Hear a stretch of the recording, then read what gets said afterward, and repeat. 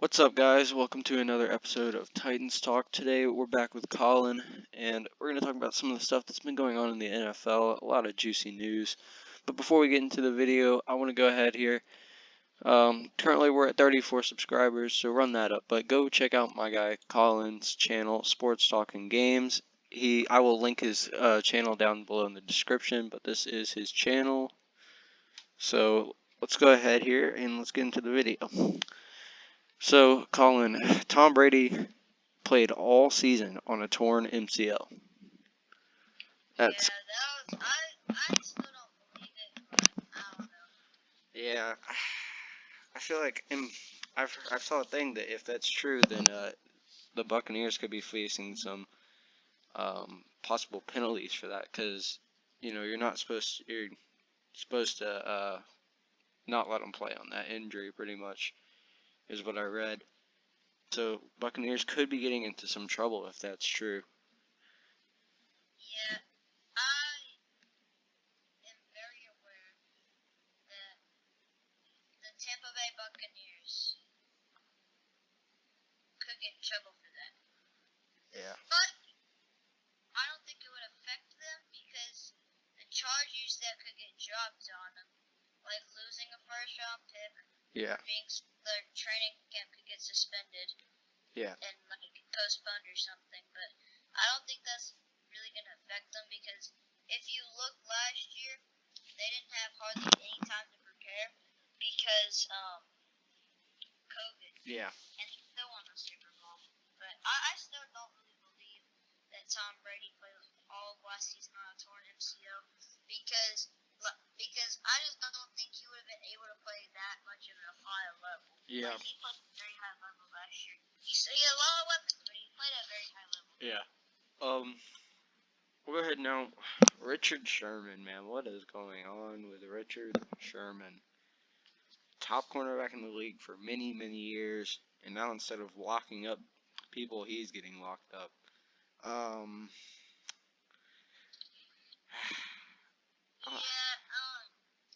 think he went to a party, man,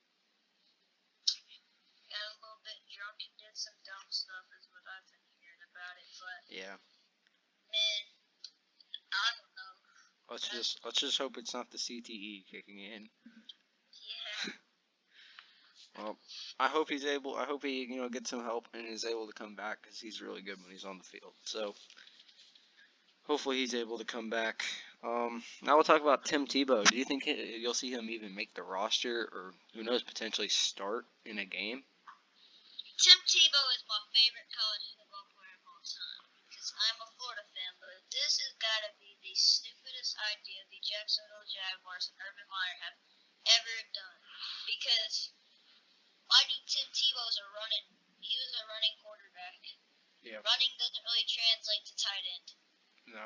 I get it, he's a big body, but he doesn't belong in the NFL. He doesn't really belong there anymore. He belongs as a fullback, if anything.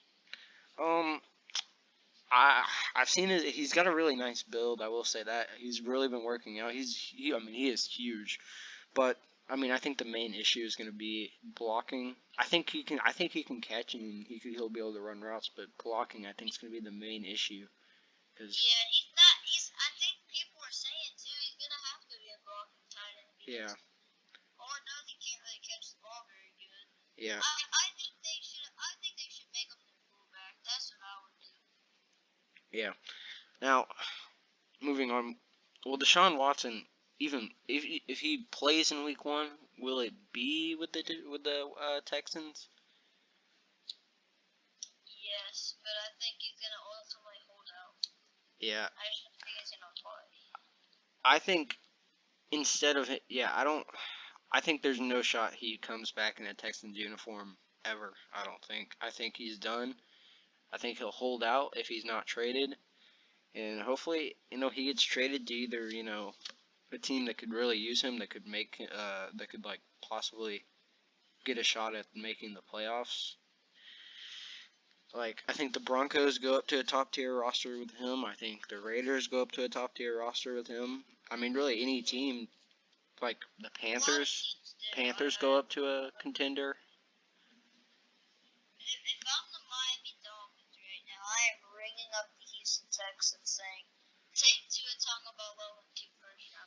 Yeah, that's what I would do.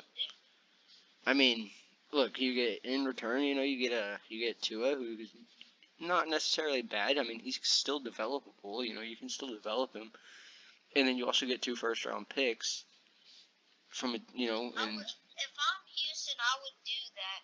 Yeah. Because of one reason, because of how much his value is probably shot. Because I mean, at this point, it's pretty much all or nothing. You're either gonna get, some stuff in return for him, or he's just not gonna play. Yeah, and like with this assault situation. Yeah. Right now, your best chance is to just get rid of him and get what you can for him now, instead of have him hold out and you get nothing. Yeah, people are saying Philly, but I don't know. I feel like Jalen Hurts has a lot of promise in him. Yeah. But I think people aren't giving him a shot. He played very, very fairly well. Yeah. In those 2 games as a starter. I know. He beat a really good Saints team, and if it wasn't for his defense, they would have beat the Cardinals. And they beat the Cowboys too, I think. And I think he threw for like They almost beat the Cowboys too. Oh. I think he threw for like 300 and something yards in that game too. Yeah. That's really good, which is all you could really get from that. Yeah. Because their team was so bad with Wentz too, so you can't really get anything else out of it. Yeah, that's true. Moving on, what do you think of the 17-game season? There was no point to add it. No, I don't like it. I don't like it. It's gonna mess up records. The records are gonna be funky now. It just gives the players a higher chance at injury. And Yeah. It's not gonna be good. I mean, records are pretty much pointless at this point. Like, records have no value anymore. Like, they really don't. I like the 17 playoff thing.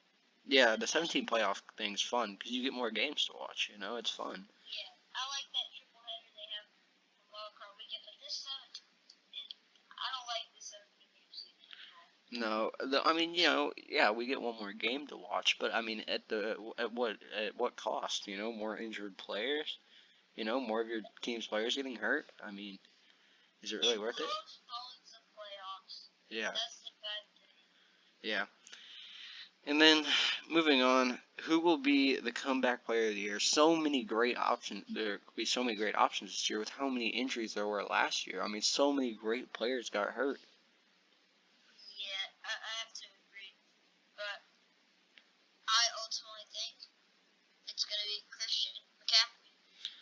Yeah, my 2 players, I think my 1 and 2 options are either CMC or I think Joe Burrow. He's coming off of a rookie year where he barely got, he got to play maybe half the games.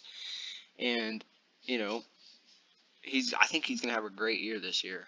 He has his buddy Jamar Chase back. If the O-line can block, I think he's going to have an incredible year. I just got a notification on my phone. What was it? That just said the Steelers are signing Melvin Ingram.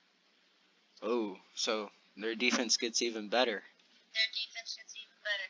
That's right. He can replace Bud Dupree. But another person, interesting take for a comeback player of the year.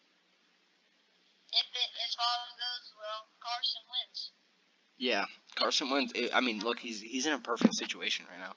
An amazing O-line, very solid receivers, really great defense. I mean, it's gonna be up to him to, and a great 3-headed running back. He has 3 great running backs in the backfield. Yeah. Isn't that what?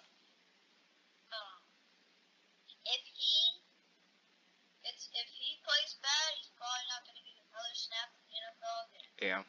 But if he plays good, he's the Colts franchise quarterback. Yeah. So now our prediction for Rookie of the Year. A ton of good rookies in this class. There's a lot of guys that could get it. I'm not gonna lie. But who do you have? There's a lot of rookies that could get it. I think for defensive rookie of the year, I'm a little bit biased because I'm a Panthers fan. But I ultimately think it's going to be J.C. Horn. Yeah. Because that dude's an athletic specimen. So wait, so that's your pick for defensive rookie of the year? But offensive rookie of the year and my main rookie of the year is my boy from Florida, Kyle Pitts. Yeah, he'll probably be good. If I was the general manager of the Atlanta Falcons, I would have done everything in my power to keep Julio Jones, because you would have had Kyle Pitts, Julio Jones, and Calvin Ridley. Yeah, I don't think they had to stop that, but they traded him in Tennessee, so. Yep. So my pick for defense of the rookie year, well, a little bit biased. I think it's Caleb Farley. If he gets healthy quick enough and he gets to play, dude's an animal on the field. Could have been a top 10 pick if not for the injury. He has actually the highest mile per hour in the entire NFL in terms of speed. Absolute demon on the field. Great ball tracking skills. And he's a top 10 pick if not for the injury, in my opinion. And then for my offensive pick, I'm really high on Zach Wilson, mostly because of the weapons he has. He has Corey Davis, Elijah Moore, who I really wanted the Titans to draft because I know that dude's an absolute beast on the field. And then they also have Jamison Crowder, who is a little bit overlooked, but he's very solid on the field. But yeah, that's my pick. But you're forgetting one thing. What? Like the Clippers in the NBA, it's the New York Jets. Yeah. I mean, I think it's going to come down to is how good is the new coach and can he develop Zach Wilson correctly? Well, that's the problem, though. He's a defensive coach. Yeah. So. But hopefully. If I was them, I would have hired a defensive or offensive coach. Yeah. Because you're either going to get Deshaun Watson, who you can develop even more, who still has room to grow. Yeah. Or you're going to draft a quarterback, or you're going to keep Sam Darnold. Obviously, they're not going to do Deshaun or Sam Darnold, and they already drafted Zach Wilson. So yeah, that's who I would have gotten a defensive-minded coach or offensive-minded coach. Yeah, I would have done that too. I don't understand why they didn't get an offensive coach. Because let's be honest, I think their offense is way better than their defense.